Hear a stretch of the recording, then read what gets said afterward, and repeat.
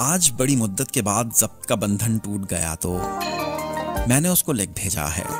कता नज़र सब बातों के, इतना कहो तुम कैसे हो। दिल में जैसे खौफ छुपा था, यूं लगता था सदियों पहले मुझको छोड़ चुका है वो। मेरी तरफ से रुख अपना कब से मोड़ चुका है वो। कितनी तलखी बीच में आई, कितना दर्द सहा है मैंने, कितना दर्द दिया है उसने। वो सब उसको याद तो होगा। ये पस मंज़र हो तो आखिर कौन गवारा करता है कि हाल कहे, अहवाल कहे और अपने माहो साल कहे। लेकिन सब खदशे कुछ यूं टूटे, कुछ यूं पलटे। उसने जवाबन ये लिखा, जब मैं अच्छा हूं तुम कैसी हो। हैरत के झटके कितने आए और आकर गुजर गए।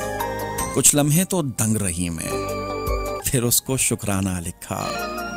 उस लम्हे ही दिल से एक आवाज उठी है, मुझको छोड़ के जाने वाला आज भी कुछ कुछ मेरा है।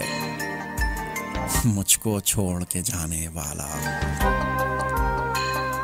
आज भी कुछ कुछ मेरा है।